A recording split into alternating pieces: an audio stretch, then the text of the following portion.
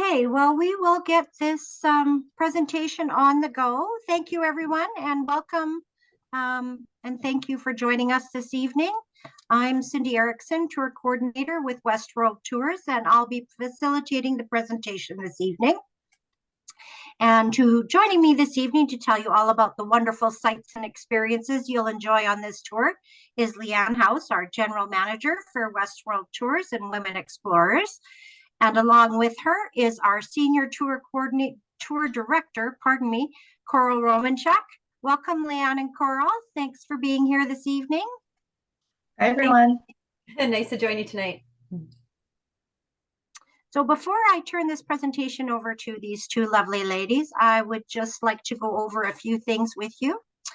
Questions. We do encourage you to ask questions at any time throughout the presentation. We do have everybody on mute, so we ask that you please type your questions into the Q&A box that's located on your screen. And if you've joined us on Facebook, you can type your questions into the comment. And please do type your questions at any time throughout as you're thinking about them. And we will get to your questions all at the end of our presentation.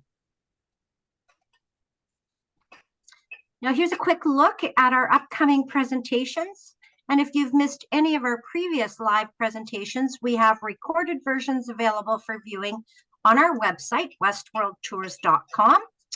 And you'll see here next week, November 22nd, we're going to be previewing Alaska and Yukon, and that's at 7 p.m. Central Standard Time.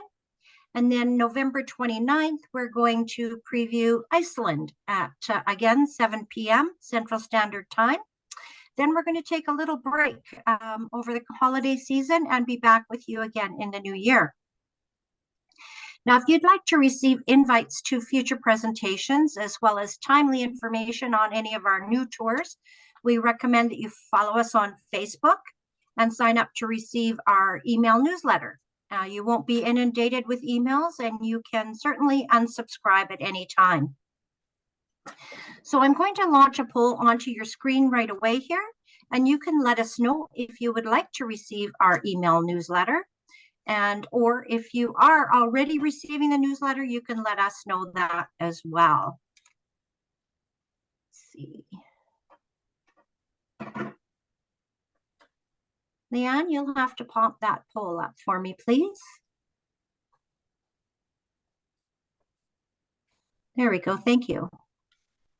I'll just give everybody a couple minutes there to put in their responses, and then we will move forward. Again, if you're viewing on Facebook and you'd like to sign up as well, the poll isn't going to pop up on your screen there, but you can certainly go to westworldtours.com/subscribe and easily sign up there for the email newsletter. All right.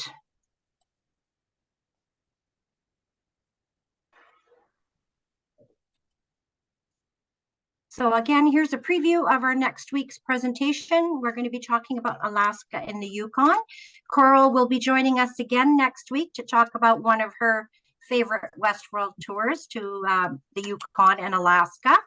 And with us, you can tour it three ways. As you can see, we have an all-coach tour, we have a cruise tour option, and we also have a Taste of Alaska option. So hopefully you can tune in next week and learn a little bit more about our three ways to see Alaska. So here's a little bit about us. We are Western Canada's premier tour company, and we've been serving Canadians from coast to coast with escorted travel throughout North America and around the world since 2000, fastly approaching our 25th anniversary, which we are all very much looking forward to. Presenting quality components, including modern, comfortable coaches, professional tour directors, experienced, courteous drivers, baggage handling, and excellent accommodations. We're going to take in all the important sites and attractions and include several meals throughout. Thousands of passengers have chosen our first-class style of touring, enjoying the great value, the security, and stress-free environment, all while making new friends along the way. We know our tour directors, and Koral can attest to this, enjoy getting to know you while on tour and love to see those familiar faces. So speaking about this, I'm going to launch another poll onto your screen. And we'd like to know how many watching this evening have traveled with Westworld Tours previously. And anyone watching on Facebook, please enter your response into the comments section. Just give you all a couple seconds here to respond to that poll. Let's see. It looks like 60% watching us this evening have traveled with Westworld Tours, and 40% have not traveled with us yet. So to those of you that have traveled with us, welcome back. And we look forward to welcoming you on board once again. And to those that have not traveled with us yet, we look forward to meeting you on board. So on to our tour here. For many, Antarctica is the last continent to check off your bucket list. And we invite you to join us as we venture to the Southern Hemisphere on our Antarctica and Falklands expedition cruise tour. You'll get to know Rio de Janeiro, the famous Brazilian seaside town, during a city tour. And of course, no visit to Brazil and Argentina is complete without a stop at the largest waterfall in the world, Iguazu Falls. And we'll explore both sides of this magnificent UNESCO World Heritage Site. Then your last stop before boarding your base camp at sea is the Paris of the South, Buenos Aires, which is rich in historical sites, boasting renowned architecture, world-class cuisine, and vibrant entertainment. Your expedition departs from the end of the world, Ushuaia, and I know I pronounced that incorrectly, Koral, and Koral will be able to pronounce it correctly. It's located on the southernmost tip of South America, and the voyage is going to take you across the famous Drake Passage, cruising down to the seventh continent, Antarctica, where the landscapes stretch as far as the eye can see. It's a gorgeous world, sealed by pristine snow and ice.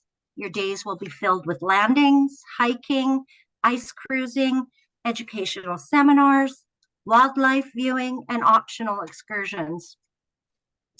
After saying goodbye to Antarctica, we're going to cross the Drake Passage once again, making your way to the remote Falkland Islands, taking in the beauty in its purest form, which is a natural wonder of spectacular landscapes and stunning vistas teeming with wildlife.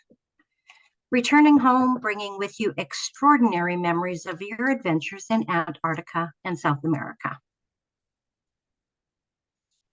So on that note, I am going to turn the presentation now over to Koral and Leanne. I should mention that Koral has been with Westworld Tours for over 20 years and has traveled the globe extensively, stepping foot on all 7 continents, bringing a wealth of knowledge and experience to her role, guiding our guests around the world. So with that note, Leanne and Koral, take it away. Thank you. Welcome, everyone. Thank you for joining us this evening. So like Cindy said, we're going to take you through our Antarctica and the Falkland Islands with Brazil and Argentina tour. So as you can see here, you will have a lot of included attractions on this tour. All of your accommodations, your transportation, including your internal flights within Brazil and Argentina and down to Ushuaia. All of the activities that are listed. So everything that you can imagine that you want to do here, and of course your 15-night Antarctic expedition. Okay, so as you can see here on the map, you'll see where we fly into Rio de Janeiro. From there, we will travel to Iguazu Falls, and then into Buenos Aires, and then finally into Ushuaia, which is where we will begin our cruise. And you can see the cruise routing there, down into the Antarctic Peninsula, up to Stanley and the Falkland Islands, and then of course some of the areas that we'll visit in Rio de Janeiro and at Iguazu.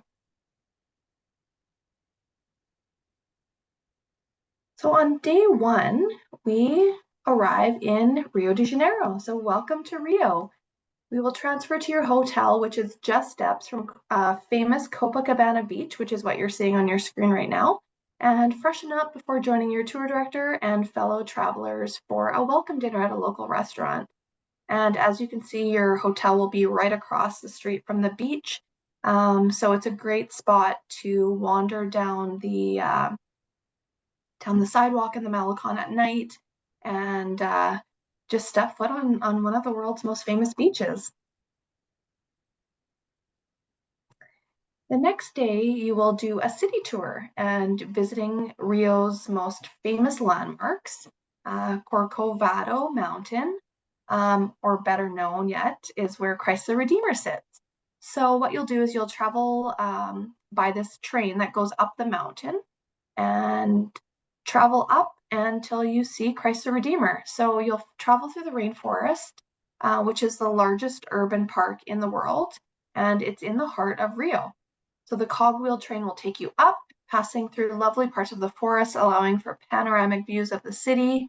And then, of course, at the top, you'll reach Christ the Redeemer, one of the most marvelous views of the city. So you'll see Copacabana, you'll see Ipanema, you'll see all the beaches, Sugarloaf. It's just a fantastic view. So you'll have some time up there to soak it all in. And of course, see Christ the Redeemer and just how big he actually is way up there on the mountain. And when you fly into the airport, you'll be able to see him from there too. So just keep your eye out. After lunch, we will have lunch at a traditional restaurant and then visit the iconic Sugarloaf Mountain. So you'll take the cable car to a midway station on the mountain with beautiful gardens and lookout points. And here you might spot some little monkeys, so watch out for those guys. And then you'll travel 1,300 feet above sea level to the peak of Sugarloaf Mountain, where you'll enjoy spectacular views. Over top of Copacabana Beach, you'll see Christ the Redeemer in the distance. And it's a really nice spot to just take it all in and see the landscape around you and the ocean. After that, we will tour downtown Rio, where you'll visit the Cerro Laurent steps. As you can see in the top right-hand corner, you'll get to have your photo on those famous steps. I think Snoop Dogg has a music video there if you've seen that. And then we'll also step inside the Metropolitan Cathedral, which is beautiful. It's a pyramid type shape of cathedral, and the stained glass windows on four sides of it is incredible. So you'll have to look inside for sure to see how beautiful that looks. And then the next day, you will learn about one of Brazil's biggest passions, as you know, Carnival, in the city of Samba. So enjoy a guided tour of the warehouse of the Academy of Grande Rio, which is one of the leading samba schools in the city of Rio de Janeiro. And so you'll have an explanation and a presentation about samba and the Carnival parades. You'll have some time to dress up and have some photos. And after that, we will travel to the airport for your flight over to Iguazu. So we'll visit the marvelous Brazilian side of the falls. And as you can see here, they are literally split, the two countries, by the falls. So walking through the wooden bridge footways elevated over the river, you can admire an astonishing series of cascades while enjoying panoramic views from the observation deck. Following an included lunch inside the park, you'll visit the bird park, which is situated on 4 hectares of subtropical forest. View over 500 birds, both indigenous and from other continents, in their natural surrounding. And you'll continue on doing a Macu safari on a jeep, towed wagons for a ride along a trail, and you can watch for animals that occasionally cross the trail, orchids, palm trees, and all kinds of trees in the forest there. And if you're up to it, you can hike 600 meters to a trailhead that leads to a waterfall. After that, you'll board a boat that travels upriver, passing canyon facing the canyon facing the rapids, where you can appreciate the scenery from the river. Rainbows, blue skies, and just seeing the falls up close and personal. So you'll have a really great, refreshing, possibly shower if you get close enough, and get to really appreciate the force of these falls.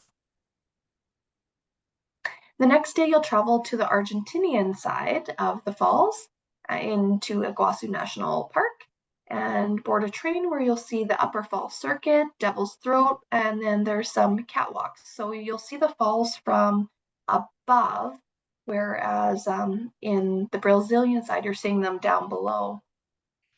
So it's just an up close and personal viewing opportunity, seeing both flora and fauna, and the falls are literally within, your reach. So after lunch, we will depart for the airport and travel down to Buenos Aires. And I will pass it over to Koral, and she will tell you a little bit more about Buenos Aires. Good evening, everyone. It's a pleasure to be here with you tonight. And thanks for that, Leanne. That was fantastic. I'm really excited to be part of this tour. And it truly is my pleasure to be here with you this evening and maybe sharing tonight with some folks that I know and some whom I haven't met before. And this is a part of the world that I have had the opportunity to travel in the past and loved it very much. And I have so many incredible memories from my experiences traveling in this part of the world. And I might share a little bit of that with you in the next few minutes as well. But this is a part of the tour where we have a full 2-day stay in the beautiful city of Buenos Aires. And it is truly a lovely city. Before I get into the next part of the itinerary, just a few little fun facts about the country of Argentina for you. It is the second largest country in South America in size after Brazil and has a population of a little more than 45 million people. So actually about 45.8 million people live in the country of Argentina. It's said, and I would think I would have to agree with this too, that its most important cultural influence on the world was the dance called the tango. And I'm happy to tell you we're going to have a chance to see that. But the country of Argentina is also known for its incredible food and wine and music and dance as well. And I, again, would have to agree with that very much. That previous slide, what you were looking at was the brightly colored buildings of the area known as the Caminita. Particularly, that's an area of the city of Buenos Aires called La Boca. So La Boca, and then, yeah, thanks, Cindy, that's awesome. So yeah, those brightly colored buildings in La Boca. Today, it's an artist colony, essentially, is what it is.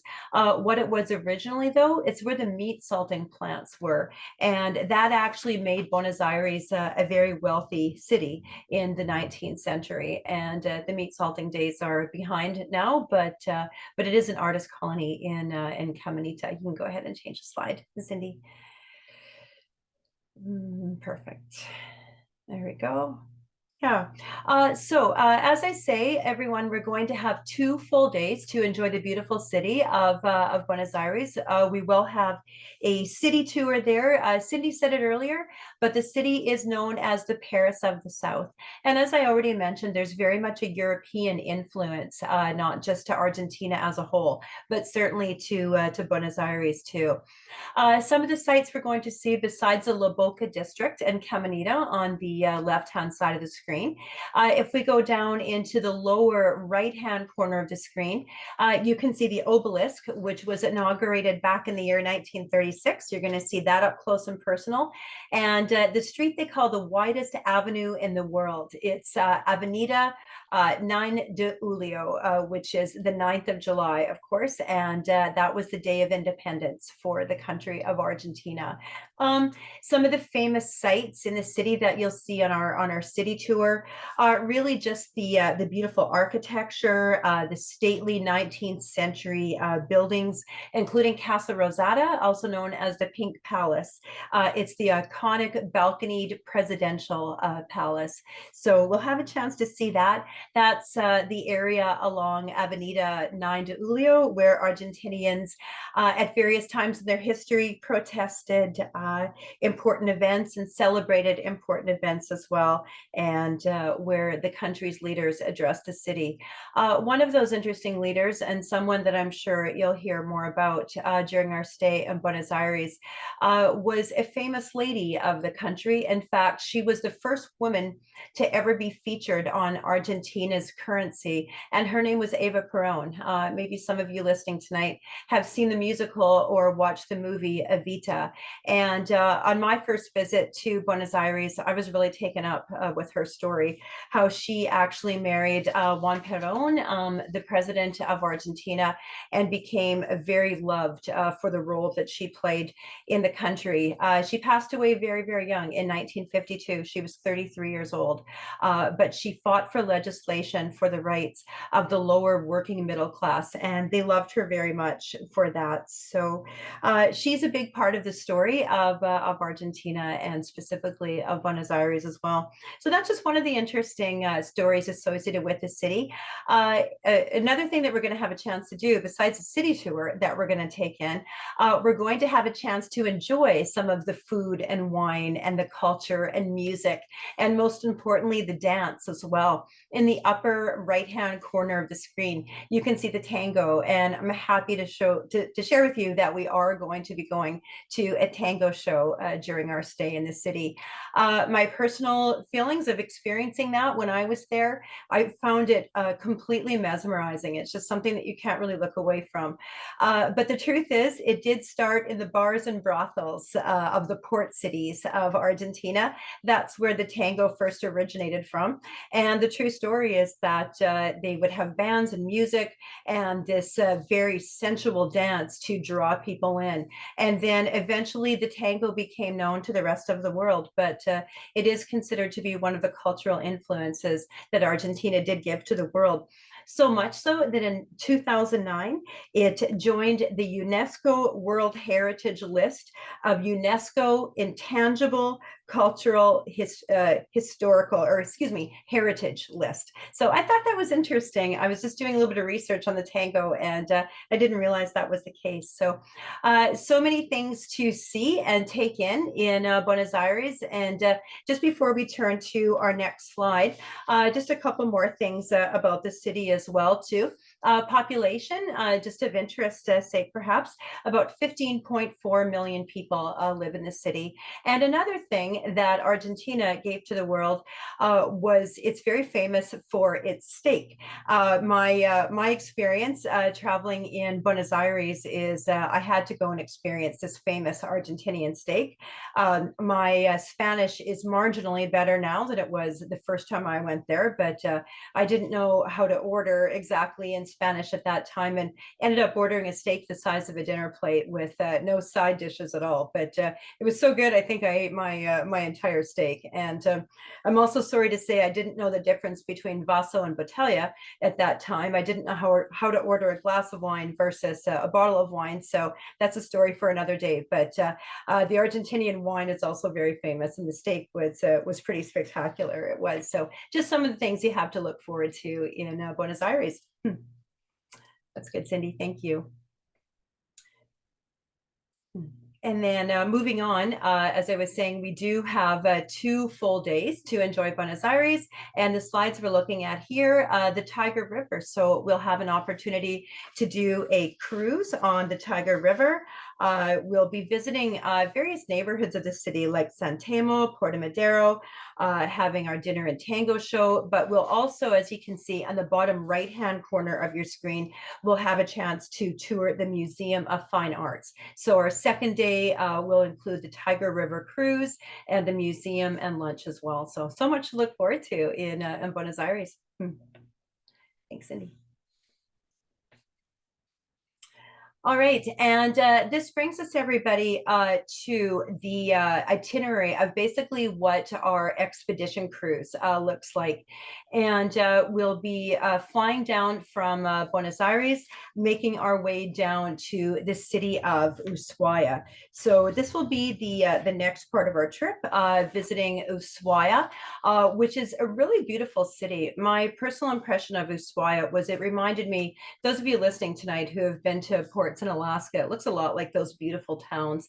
If you like, culinary opportunities, lamb, that's the thing to eat in Ushuaia, but very beautiful. And then from there, as you can see in our itinerary in this screen, we make our way across the famous Drake Passage, which has a couple of nicknames, the Drake Lake and the Drake Shake, depending on what the weather is when you cross. So we'll talk a bit about things to bring in one of the slides to come. But from the Drake Passage, we make our way up to the Falkland Islands and visiting the capital of Stanley and having 3 days of landings on the Falkland Islands before we make our way back over to Ushuaia again.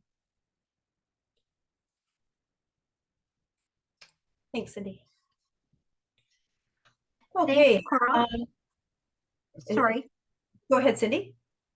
No, you're going to carry on here at this point. Yes, I'm sorry. I interrupted you. No problem. It's all good. Just a quick word on Ushuaia, everyone. It is located on the Tierra del Fuego archipelago, which is famous for being the southernmost tip of South America. And they call it the end of the world. That's my memory, too, from being in Ushuaia, is that everything says the end of the world. They're so proud of that fact that they can stamp that on all their merchandise, the end of the world. I remember the southernmost laundromat and the southernmost grocery store and the southernmost everything. So it really is their claim to fame. But Ushuaia is famously windy, windswept, and perched on a steep hill surrounded by the Beagle Channel and the Marshall Mountains. And it is the gateway to Antarctic expeditions with a population of about 82,000. So that is where we will take off from for our Antarctic expedition. Thanks, Cindy.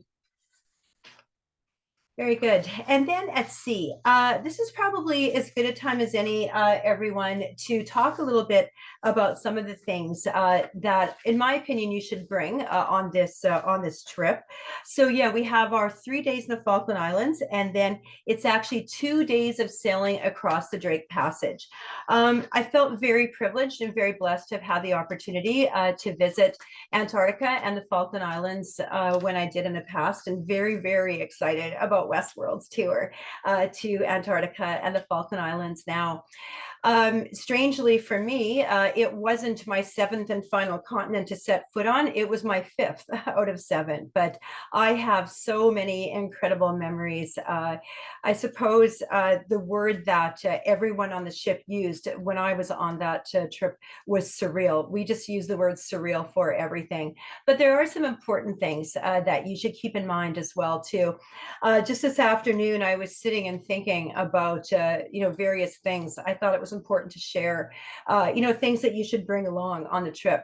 I actually didn't have any issues with seasickness myself crossing the Drake Passage, but I can't stress enough how important it is to be prepared. It's definitely one of those cases, better safe than sorry, to have seasickness meds and not need it than vice versa. So personally, I brought ginger, I brought lots of gravel, and I brought sea bands as well too. But anyone who has issues with seasickness, I would definitely recommend the patches as well too. So that's something you should definitely bring, is just to be safe, some seasickness medications. Also, as far as clothing goes, you'll want to bring everything from, good wool insulated socks, your long underwear, your toques, your hats, your gloves, your mittens. I found I was in waterproof pants, so rain and windproof pants over top of my regular pants and my long underwear every day. So it really is all about layering, which is something we can all appreciate as Canadians. It's something we do anyways, but this trip is definitely a time that you want to do, excuse me, that you'll want to do a lot of layering with clothes. Base layers, like I say, waterproof layers. Hand cream is a little thing you should remember just because of the dryness of the area. Something that I personally feel strongly about is a journal. This is an epic trip, along with the word surreal. When I went to Antarctica, I think that was the other word we used all the time, was epic. Everything's epic about it. So it's nice to be able to write down those memories while you're on on the trip. And things like maybe a covering for your camera if you're in areas where your camera's being splashed with ocean spray, a dry bag perhaps as well. And definitely I would recommend more than one photo taking device as well. I think I took 3 when I went previously. So you never know, if one of your photo taking devices fails. I really felt it was worthwhile to have at least a second. Memory cards, extra batteries, all those kinds of things.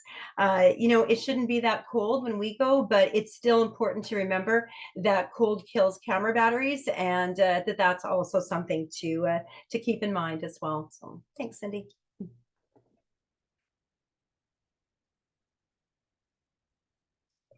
All right, looking at these pictures, everyone, it gives you an idea of just how spectacular the scenery is. Otherworldly would be another good phrase to describe the experience of visiting Antarctica. I remember making a snow angel, having the opportunity to make a snow angel when I was there. And what a big deal that was for me. White thunder. Some of you might have heard that expression before if you traveled in Alaska. That incredible experience of being on your boat and hearing thunder and then watching the glaciers calving. So that's white thunder when we have those incredible opportunities just to watch the glaciers calve. Don't forget to bring your swimsuit along. I know that that sounds a bit strange, perhaps, for a trip to Antarctica, but you should have an opportunity for the polar plunge. And I brought a couple little show and tell items for the presentation tonight, even though I know you can't really see this very well, but I'm very proud to have this certificate. This is my certificate of joining the Southern Ocean polar plunge. And when I did it myself, the crew that I was with on my first trip there, we were told this is not a toe dipping experience. This is full immersion. so that was my experience. But I do have the certificate to prove that I did it. Yeah, it's absolutely spectacular. And another thing to keep in mind, everyone, and Leanne and I were just talking about this before we went live here, that when you're on a trip to Antarctica, when you're on one of these expeditions, they're going to tell you what plan A is every day, and they're going to tell you what plan B is every day. And then you might go to plan C, and some days, depending on weather conditions, landing conditions, variety of conditions, you may go to plan D, E, E, F, or G before the day is over. So you really have to be flexible and roll with it. And just remember that that's part of the fun. This is an adventure, if anything was ever an adventure, is a trip to Antarctica. And this is probably as good a time as any also to mention some of the penguin species that we might see. You see that cute little penguin sitting on the edge of the zodiac in the lower left-hand corner of your screen. So I actually wore my best penguin costume for the presentation this evening. I've got my jacket and my bow tie, and I know I'd be a little self-conscious doing this, but there you go. There's my penguin hat as well. So I'll just keep that on long enough to tell you about the various penguin species that we could see in the Falkland Islands and in Antarctica as well too. A penguin that I found was actually one of my personal favorites was the Gentoo penguin. They actually look like they're wearing a little nun habit. So that's the Gentoo. They are the largest population in the world of penguins, with about 30% of the world's penguin population being Gentoos. The beautiful king penguins as well too, that have the orange and the yellow kind of collar around their neck. They love to sing. They're not that good, but they love to sing. They're a lot of fun. Also, the rockhopper penguins, we definitely could see those in the Falkland Islands. The macaroni penguins as well, and then even others possibly too, like the Magellanic penguin, the Adelie penguins, or the chinstrap penguins as well. Not to mention, the fur seals and whales and other wildlife we potentially could see. So I can't say enough. This really is a journey of a lifetime, and it is epic and surreal for sure. Thanks, Cindy.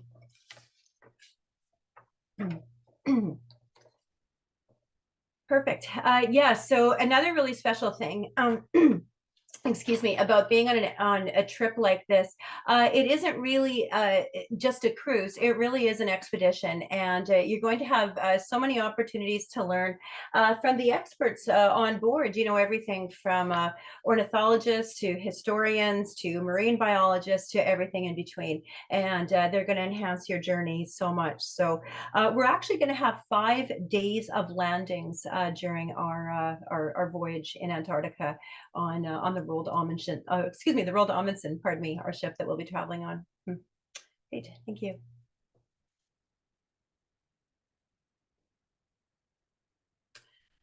Perfect. Okay, and here's the Falkland Islands, everybody. So looking at this now, our stay in the Falkland Islands, what the Falkland Islands are essentially a remote South Atlantic archipelago in Spanish Islas Malvinas, and known for its rugged terrain and cliff-line coast as well. Also known for its wind as well, very much windswept.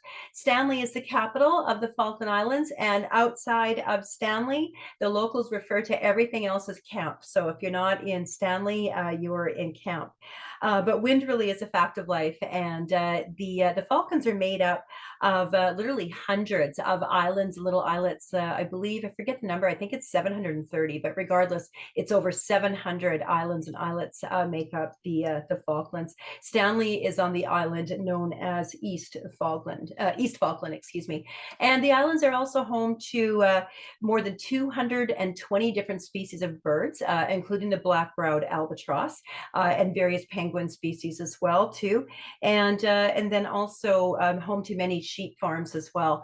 Another one of my memories of my time in the Falklands and Antarctica was watching those albatross birds just basically gliding over our heads just for days at a time, and you know, learning that that's what they do. They just glide on the wind current. So they didn't land on the ship. They just glide over, and they're pretty majestic. So yeah, just so much to look forward to on this trip.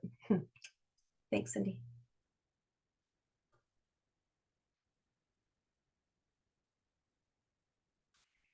So yeah, at sea, I think we've pretty much covered, you know, things to bring for the, you know, for the expedition. And then, as I was saying, we also have so the 2 days of sailing across the Drake, but then 5 days of landings on the Antarctica continent as well. So yeah, just an absolutely magical experience. And I think this slide here does a really good job of showing that.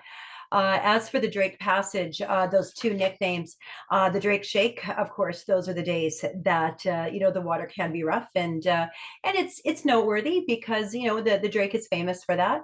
But it has another nickname as well besides the Drake Shake. They call it the Drake Lake, and some days the water looks exactly like what you're seeing it there. So you never know for sure what you're going to get, but best to be prepared for it as well. And the just the magic of it all, the experience more than makes up for it. It truly does.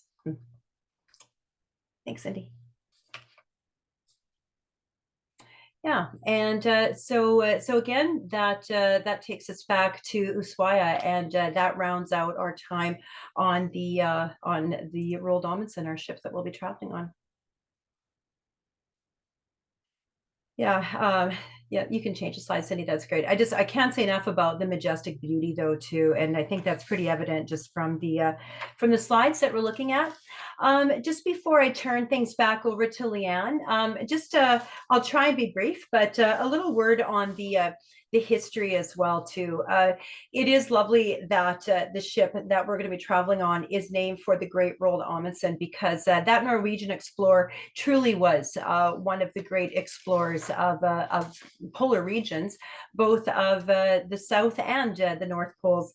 Roald Amundsen came from a line of people, ship captains and ship owners, and his dream was always to travel and see the world. But he appeased his mother briefly family and trained as a surgeon until she unfortunately passed away. And then he went back to basically taking on his dream of being a great explorer. And by the time he was 25 years old, back in 1897, he had joined his first Antarctic expedition as the ship's first mate, basically to gain experience at that time. And that experience became the first ship to overwinter in the Antarctic ice when it got caught in about 7 feet of ice, and they ended up spending 13 months in Antarctica. What saved them is they learned that eating seal meat would protect them from scurvy, that they could get vitamin C from seal meat. So they did that. And also an important thing Roald Amundsen learned at that time was that the woolen clothing that they brought from Europe was quite ineffective compared to clothing that was made from the furs of animals. So he learned a lot from people that he met traveling, not just in the South Pole where he traveled there, but he traveled extensively in northern regions as well, and learned much from the Inuit. But he was at the age of 31, the gentleman who already at that tender age at 31 years old commanded the expedition that was the first to discover the Northwest Passage, sailing from the Atlantic to the Pacific Ocean. So he truly was a great explorer of all polar regions. But finally, in January 1911, Roald Amundsen with his crew arrived back in Antarctica with 52 dogs, 4 men, and 4 sleds.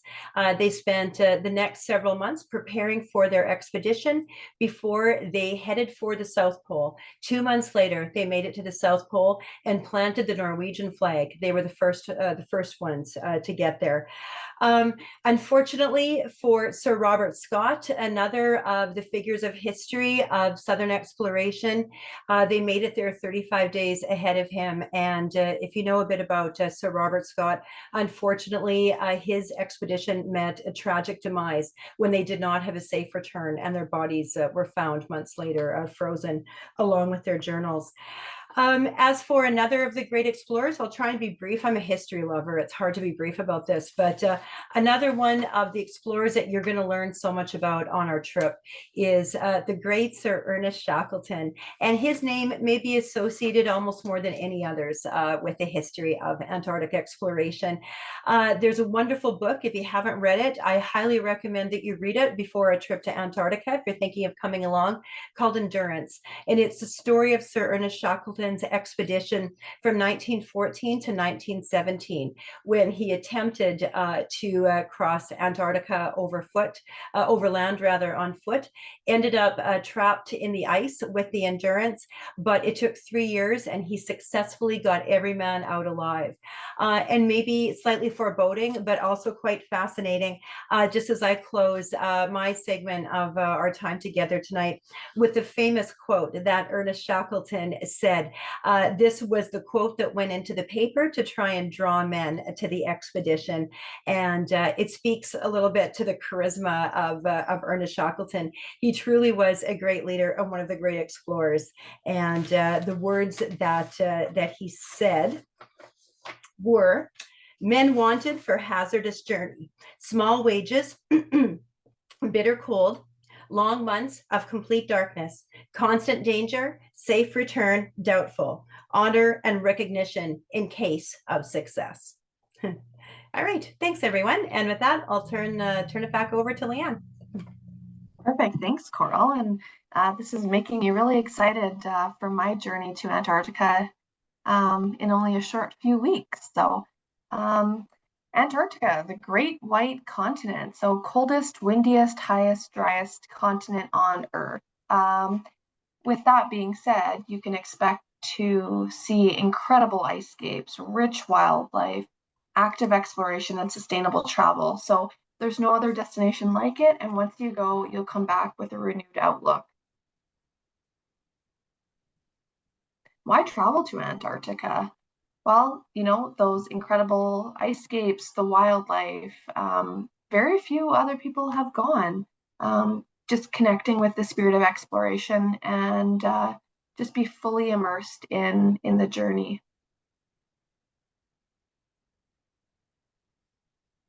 Okay, so a little bit about the expedition team on board our ship.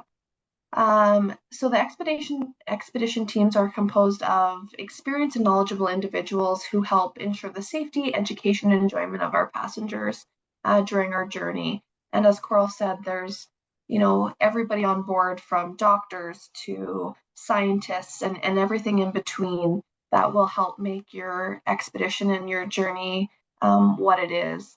From the expedition leaders to making sure everything runs smoothly, to the naturalists and biologists and historians and the Zodiac drivers and the photographer guides and the medical staff. It's just they're here to make your journey special.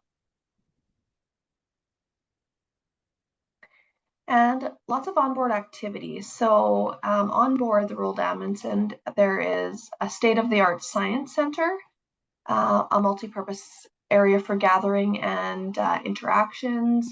There's a lecture rooms, laboratories, sample areas for bigger samples. Sometimes you're able to go out with a group of scientists to help collect samples and come back and look at those.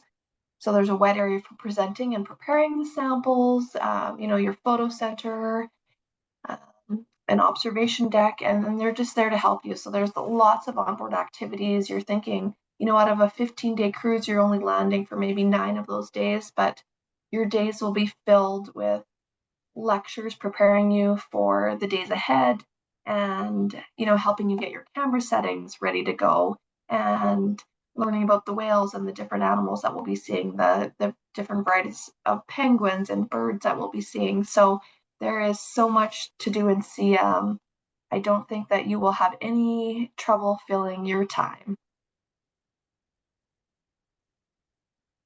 And like Koral mentioned, some of her suggestions and recommendations for what you need to be dressed for this adventure. So you will see the red jacket with the yellow hood.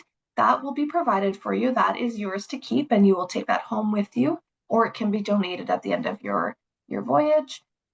During the expedition, they will provide you with muck boots, which you can see on the bottom right-hand corner of your screen. And those will be used for all the landings in Antarctica.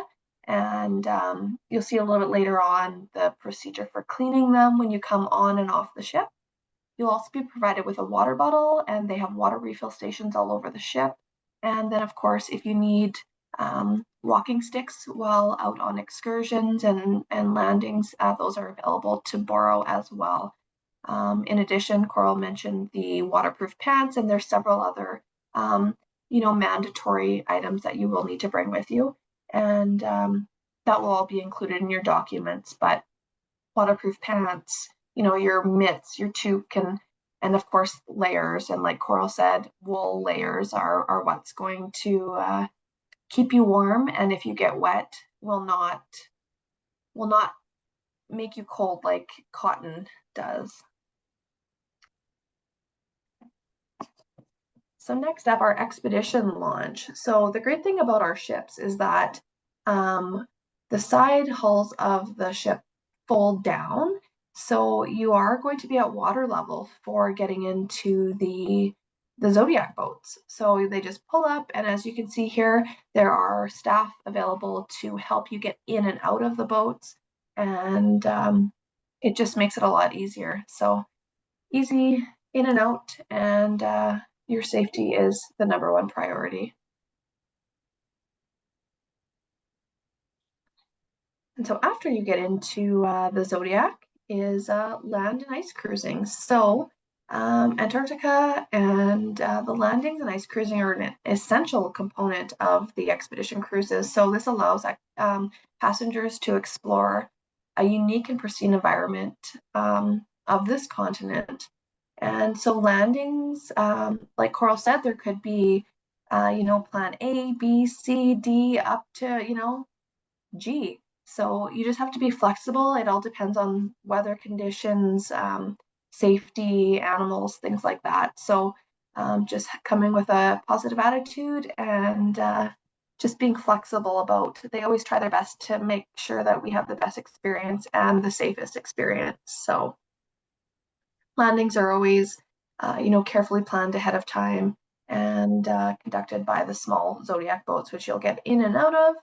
And they're small groups. So, and then ice cruising is just cruising around in the boat and getting up close to icebergs, ice shelves, sea ice, and you know, just getting up close and personal and being able to see those, see the pristine ice and snow. Okay, so dry landings, as you can see here, there are in some areas they have docks. Most of the time you will be getting out probably in a little bit of water, but in this case you'll see you are getting off onto a dock. And our next slide talks a little bit about wet landings. So you'll see that you know, they try to keep you as dry as possible, but there may be situations where you need to get off in the water, or you're climbing up. They'll carve stairs into the snow and get off onto the ice and snow there. But this is what you can expect from a wet landing. And here you'll see the snow stairs that they've created during a polar landing. So they'll just carve snow in, they'll make sure the area is safe and help you out, and you'll get to explore this way.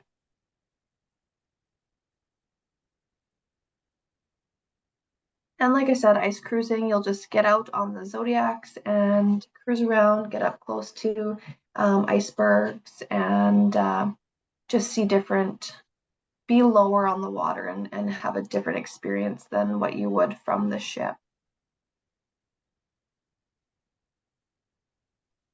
And then from our ship, so the ship that we are traveling on is going to be smaller, and it's made for polar waters.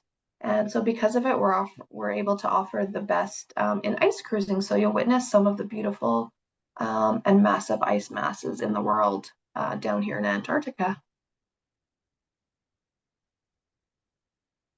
And like Koral said, you will have the opportunity to do a polar plunge and get a certificate saying that you did it. And like Koral said, I believe it is only given out if you are fully under the water. So don't forget to bring your bathing suit, because that is a once-in-a-lifetime opportunity. So there's some optional activities available to you to explore. And of course, those are all dependent on weather conditions and all that kind of stuff to make sure it's safe for everybody. Some of the activities are kayaking, which we'll see on the next slide. So there's an opportunity to kayak, and these are all done by a lottery system, I believe. So when you get on the ship, if you want to participate at that, that's something that you would put your name in for. And if you win the lottery, it is a paid excursion. There's also snowshoeing if the snow conditions allow for it. And then, of course, camping, which is a really popular one. Everyone wants to, you know, camp on Antarctica. So those are the three options that you have available to you if you would like to. Okay, so the Antarctic Treaty was signed in December of 1959 and designating the entire continent as a natural reserve devoted to peace and science, and creating an unprecedented global partnership that today includes nearly 50 countries. So the International Association of Antarctica Tour Operators is an organization that sets and enforces regulations and guidelines for tourism in Antarctica. And IATA was established in 1991 to provide and promote safe, environmentally responsible, and sustainable tourism in the region. And these regulations and guidelines are designed to protect the fragile Antarctic environment, preserving its unique ecosystem and ensuring the safety of tourists and the expedition staff. So they have strict guidelines in place. So that's why you'll see On the next slide, we talk about the different size of vessels that are allowed in the Antarctic region and which ones are allowed to land. So a category 3 is over 500 guests. These are your typical cruise lines that hold, you know, a few thousand people on them. They are not allowed to land. They are simply cruising Antarctica. You're seeing it from afar. You're not able to land. They're what we call drive-by vessels. It's not really the way to explore Antarctica. So there's two other sizes. The Roald Amundsen is a category 2, which holds up to 500 guests on board, which is the maximum size for Antarctica. And you're allowed to land 100 guests at one landing site at a time. And so there's several landing sites to choose from. And when you get on the ship, they kind of divide you into different categories. And when you're whether they name you a species of penguin or a bird, you have your category, and when they'll provide you with a schedule the day before, and your landings are at this time, and so that you can be prepared and ready to go. And then there are a category 1, which have 200 or fewer guests on board. So just a little bit about the different sizes. And like I said, biosecurity stations. So you will see here the washing of the boots. They'll get you to vacuum your outer clothing layer just so that there's no new, germs and things being introduced into Antarctica. So disinfecting your boots and washing them before and after being on land is just an important part of your excursion.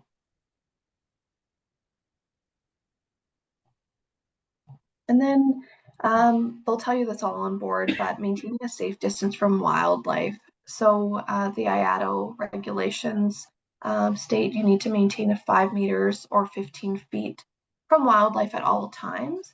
And despite the wildlife not knowing these rules or to follow them, wildlife is in control and we let them be. So, I've seen lots of pictures and heard from lots of people where they mind their own business, but a curious little penguin decides to come up and inspect your boots, and that is perfectly fine. They just ask that you stand still and let them do its thing, and of course enjoy having a new little friend check you out for a few minutes. But and as you can see, this cute little seal pup decided to have a little nap on a boot cleaner, so we let the wildlife, do their thing, but we try to keep a safe distance from them. But sometimes they get curious. And the next photo is just showing all the different, wildlife that you will see, from birds to seals, penguins, and whales. It's just a magnificent way to see these animals, and you'll have plenty of time to walk around on deck and see them all from the ship.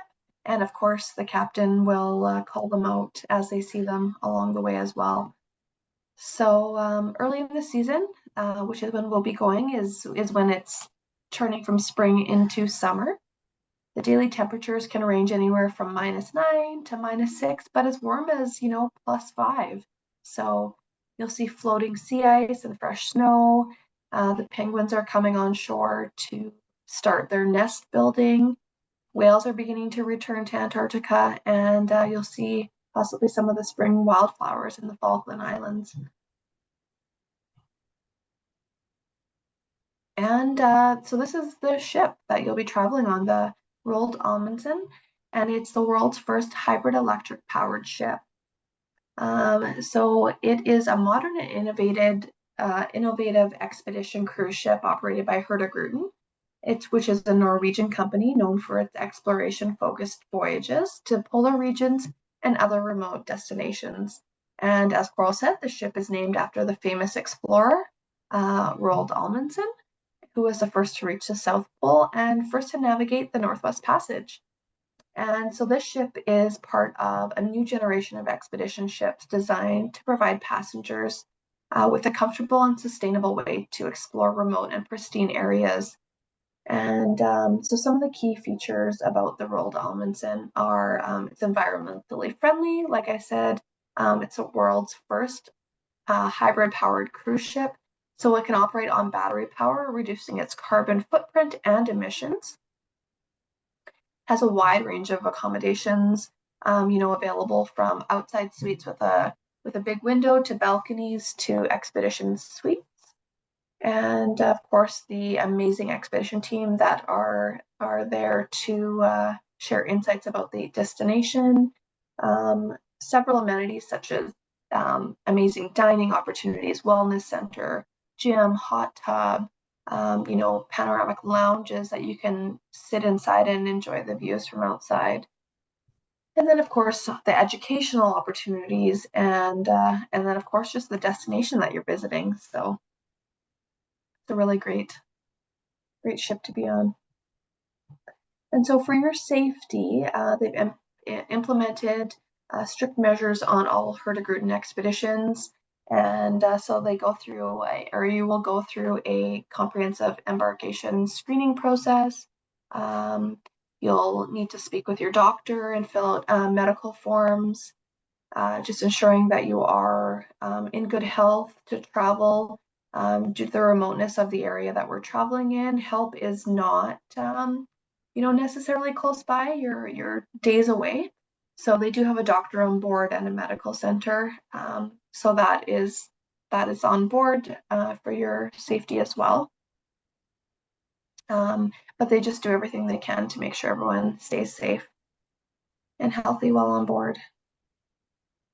And of course, the stateroom. So like I said, there's everything from, the polar rooms, the polar outside, which have a window. They have the Arctic Superior, which many have balconies. And then, of course, the suites. So they have expedition suites, which come in a variety of sizes and have different amenities in each one.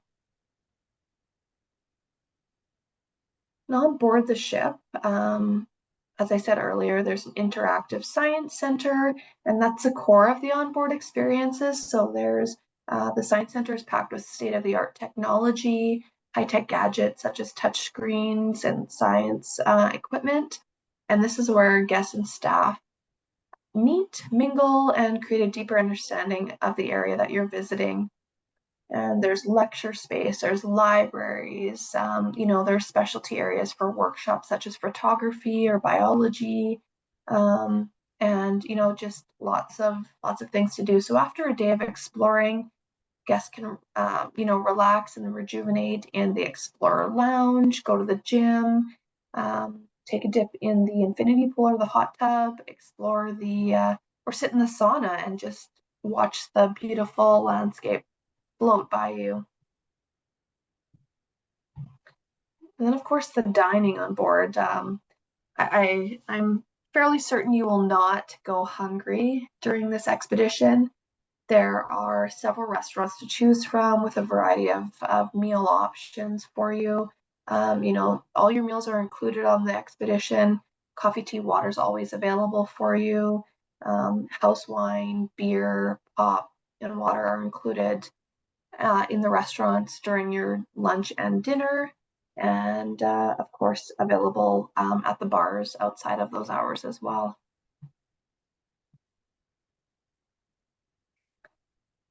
And I guess that's the end. So that's kind of wrapping up our whole expedition down to Antarctica and the Falkland Islands. And these are a couple of photos of Koral. So I will let her speak to these photos before we take questions. Yeah, it's just it's such an overwhelming thing, just thinking back, listening tonight to you, Leanne, and just thinking about my own memories too. It feels a bit overwhelming.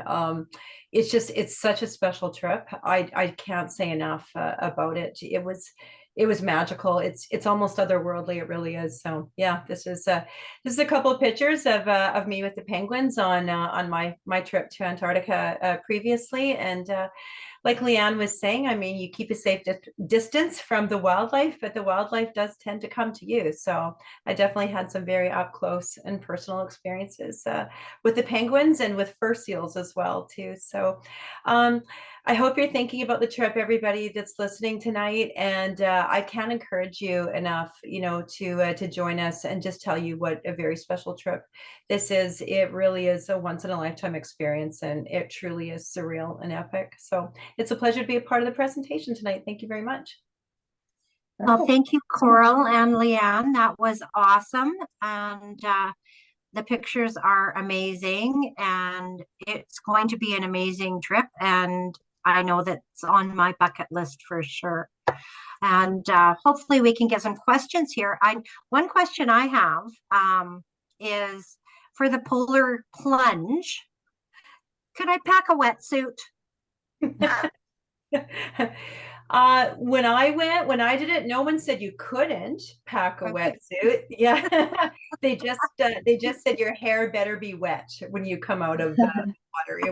It was definitely full immersion, but nobody said you couldn't bring a wetsuit. Okay, cool. Just check it, just in case. And let's see what else. We don't seem to have any questions on here.